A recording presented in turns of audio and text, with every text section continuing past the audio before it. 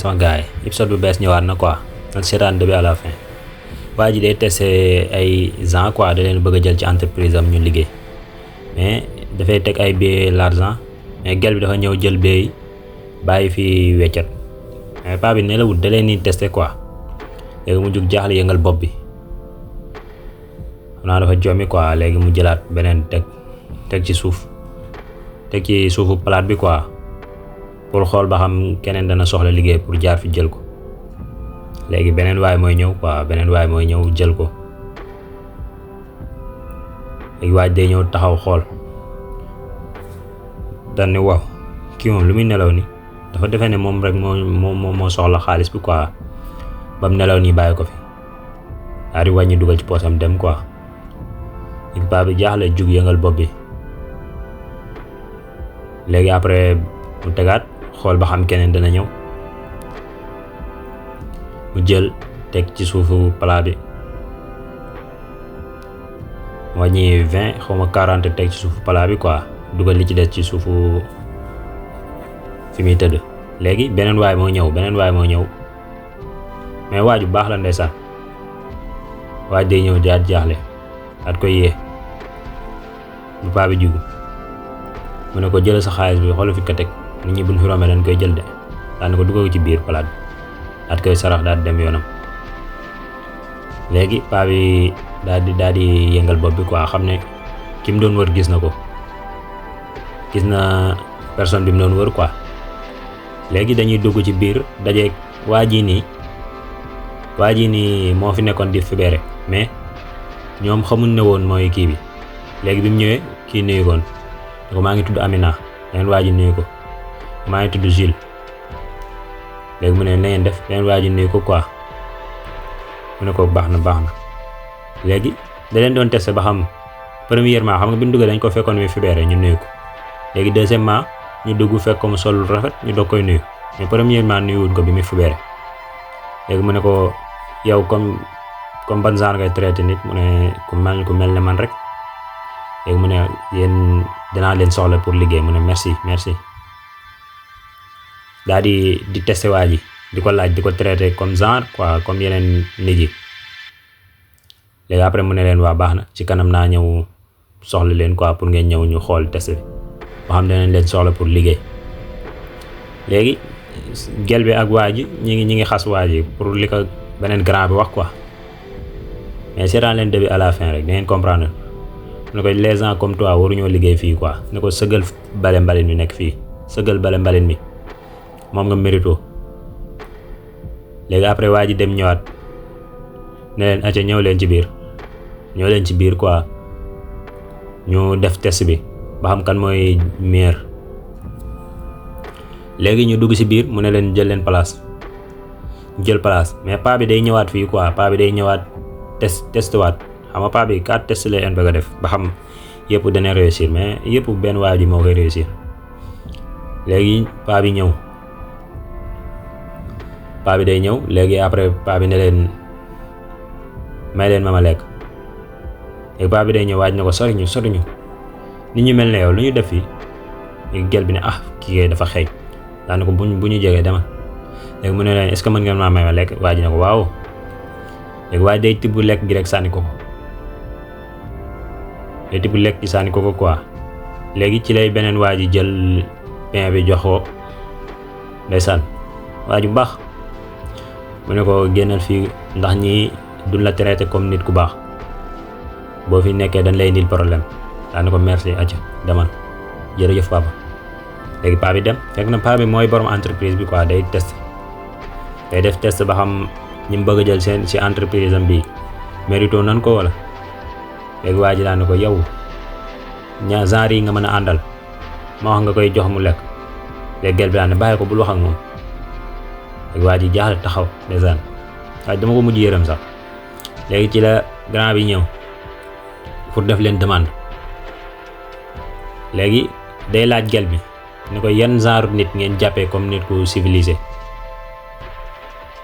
day def demande quoi pour laaj gel bi ne ko yan genre nit ngeen jàppee comme nit ku civilisé mais gel bi li muy tontu non comme sama yenn jigéen ñi quoi ne ko les gens comme man set civilisé jóge ci école yi kawe yi seen parents yi yor genre yooyu daal di ree dama ne ko man tamit grand bi ne ko man ci école yu kawe yi laa jóge am samay diplôme di wër liggéey ñëw ci entreprise bi pour ngeen jël ma mu ne ko wii baax léegi mu laaj beneen waaju quoi waaj ne ko man samay parents danoo gaañu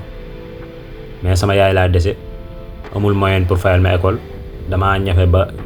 am sama diplôme mais des fois duma am sax lu ma lekk mais damay wakiirlu ci yàlla rek waaw lu ma am baax na bu ma amul baax na ne ko waaw merci léegi grand bi yëngal boppam ndeysaan xam naa affaire bi da ko sokke léegi ñaari waay yi gel beeg benn waa ji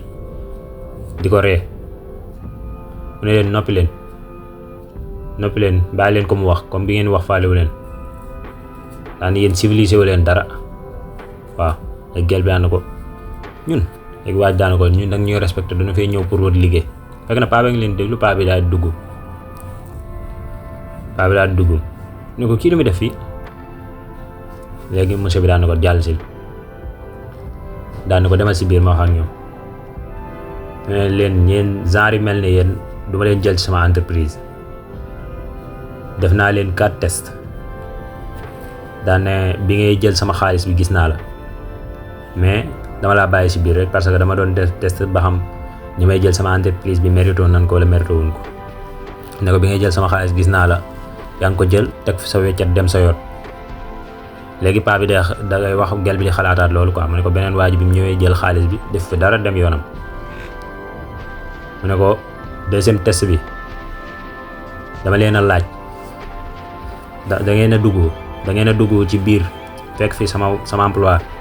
léegi man maa koy testé man maa wax mu testé leen nga dugg mu nuyu la fayoo ko léegi beneen waa ji ñëw sama emploi bi nuyu la fayoo ko nga muñ léegi beneen waa ji bi mu ñëwee waaju baax ji moo ñëw quoi léegi ñëw dugg correctement tëj buntu bi daal di nuyu waa ji na ko non sama loxo yi dafa taq mu ne ko non sa loxo yi odeur de travail la taq merci daal koy nuyu daal di jàmm seen teg moom daa dem toog léegi après mu toog quoi mais gel beeg waa ji joxuñu ko respecté wuñ ko quoi léegi mooy loolu baa bi après 3e test bi la leen tegal 3e test bi léegi après paa bi dafa ñëw wax ak waa ji mu ne ko test yi jàll na mu ne ko wii fi mooy 3e test bi mu ne ko da ngay leen di laaj yan genre nit lan genre ba xam kan moo ci diranteeg mbagg morom ji